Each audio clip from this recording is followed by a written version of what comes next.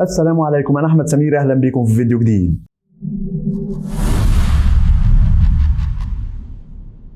فيديو النهارده هقول أسرع 10 لاعبين كرة قدم في العالم، وهناخدهم من المركز العاشر للمركز الأول. بس قبل ما نبدأ عايزك تشترك في القناة لو مش مشترك وتعمل لايك للفيديو، ويلا بينا نبدأ. طبعا قبل ما أجهز القائمة دي شفت كتير من القوائم، وكلها يعني للأسف إني كل قائمة بخشها بلاقي مثلا 10 لاعبين، أشوف قائمة تانية ألاقي من القائمة التانية دي مش موجودة إلا مثلا لاعبين بس من القائمة الأولى، فيعني تغير جذري تماما.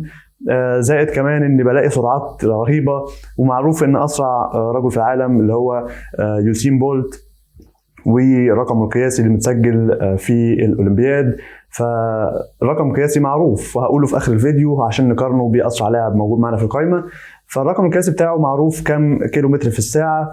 فبنشوف القوائم دي بنلاقي لاعبين يعني الارقام قريبه جدا او يمكن كمان معديه الرقم بتاع يوسين بولت. فازاي يعني؟ عشان كده انا لقيت ان القوائم دي فيها غلطات كتير جدا ومش صح، لاني كاتبين ارقام سرعات اسرع اصلا من اسرع راجل في العالم اللي مسجل لغايه دلوقتي الرقم القياسي بتاعه او الريكورد بتاعه لحد النهارده. فازاي الناس دي هتعدي الشخص ده؟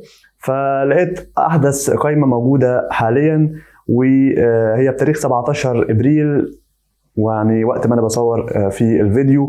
فدي احدث قائمه واللي هعمل عليها الفيديو النهارده، فبالتالي اتمنى ان هي تكون يعني اكتر واقعيه للواقع الموجود حاليا، لان هي احدث قائمه فبالتالي يعني اتحدثت، فممكن تكون هي الافضل. فهنمشي على القائمه دي وهنبدأ برقم 10 وهو اللاعب ناتشو فرنانديز. طبعا ناتشو فرنانديز هو لاعب اسباني ولاعب ريال مدريد المعروف، هو بيلعب في مركز المدافع، وكسب اكتر من دوري ابطال مع ريال مدريد، اعتقد 5 ممكن 6، ما اعتقد يعني مش حاجه زي كده. بس ناتشو من اسرع اللاعبين في العالم وموجود في المركز العاشر. تبلغ سرعته حوالي 34.62 كيلو متر في الساعه. وليه بقول 62%؟ لان في لاعبين هيجوا كمان شويه الفرق ما بينهم مجرد كم حاجه من 100 وكم حاجه من 10، فيعني فرق بس بسيط والكيلومترات زي ما هي، فعشان كده بذكر الحته دي. فموجود بسرعته دي في المركز العاشر معانا في القائمه. ونروح بعد كده للمركز التاسع وهو اللاعب الفارو اودريزولا. طبعا ده لاعب اسباني بيلعب مركز باك رايت في الدوري الاسباني في نادي ريال سوسيداد. عمره 28 سنه، بتبلغ سرعته حوالي 34.99 كيلو متر في الساعه. فشفتوا لسه كنت بقول عليه ان هو ناتشو 34 كيلو وده 34 كيلو، فالفرق بس مجرد فاقل من يعني جزء من الكيلو، فعشان كده بذكر الكلام ده. ونروح بعد كده للمركز الثامن وهو اللاعب كينغسلي كومان بيلعب حاليا، هو لاعب فرنسي بيلعب حاليا في الدوري الالماني ومركزه هو جناح. كومان عنده حاليا 27 سنة، وبدأ اتدرب في أكاديمية باريس سان جيرمان، وبعد كده انتقل ليوفنتوس في 2014 وكسب الدوري الإيطالي وكاس إيطاليا في أول موسم ليه في إيطاليا. فدي من ضمن إنجازات كومان، وهو مصنف من أسرع اللاعبين في العالم لأن بتبلغ سرعته حوالي 35 كيلو متر في الساعة. ونروح بعد كده للمركز السابع وهو محمد صلاح. طبعا محمد صلاح لاعب مصري عنده 31 سنة وبيلعب جناح يمين أو مهاجم.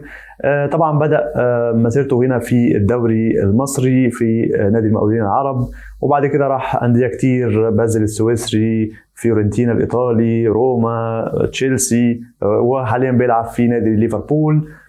عنده 31 سنة، فبالتالي بالنسبة لواحد في السن ده وبالسرعة اللي هقولها كمان شوية فده حاجة كبيرة جدا. من أسرع اللاعبين في العالم محمد صلاح بسرعة تبلغ حوالي 35 كيلو متر في الساعة. ونروح بعد كده للمركز السادس وهو اللاعب لوروا ساني. طبعا ساني لاعب ألماني بدأ مسيرته في شالكة في 2014 وبعد كده انتقل لمانشستر سيتي في 2016 وحاليا بيلعب في نادي بايرن ميونخ في الدوري الألماني، وبيلعب طبعا مع منتخب بلاده ومركزه هو جناح. عنده 28 سنة وبتبلغ سرعته حوالي 35.4 كيلو متر في الساعة. ونروح بعد كده للتوب 5، ورقم 5 معانا هو اللاعب كايل ووكر. طبعا ووكر لاعب انجليزي، بدأ انه يلعب في نادي شيفيلد يونايتد وهو كان عنده 7 سنين فقط، وحاليا هو بيلعب في نادي مانشستر سيتي وعنده 34 سنة. مركزه هو مدافع باك رايت. فبتبلغ سرعة كايل ووكر حوالي 35.21 كيلو متر في الساعة، فده مخليه في أفضل أو مش أفضل أسرع 5 لاعبين في العالم. ونروح بعد كده لرقم 4 وهو اللاعب كريم بالعربي. طبعا اللاعب كريم بالعربي هو لاعب ألماني من أصل مغربي، وده يعني بيدل ليه ان اسمه عربي. طبعا هو عنده 34 سنة وبيلعب في مركز خط النص او جناح.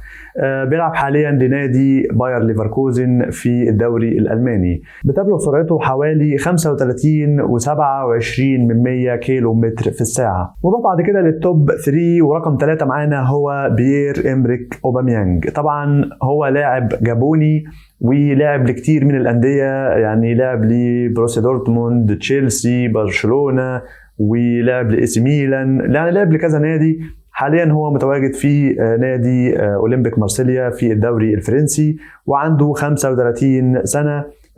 معظم القوائم بتاع أسرع اللاعبين كان موجود فيها أوباميانج لأنه سريع جدا.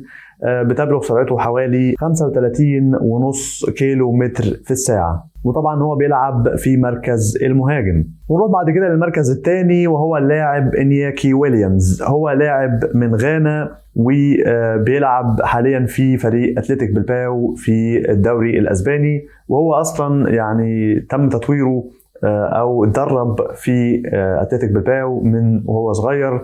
فعنده حاليا 30 سنة والمركز بتاعه هو مهاجم. بتبلغ سرعته حوالي 35.7 كيلو متر في الساعة. ونروح بعد كده للمركز الأول وهو اللاعب كيليان مبابي.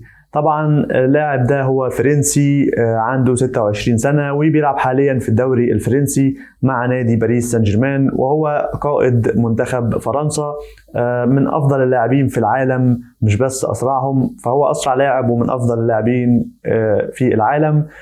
طبعا هو مركزه المهاجم، وعلى حسب الصحف الفرنسية حددته إنه هو أسرع لاعب في العالم، وبتبلغ سرعته حوالي 36 كيلو متر في الساعة. وبكده تكون القائمة انتهت، أسرع 10 لاعبين كرة قدم في العالم.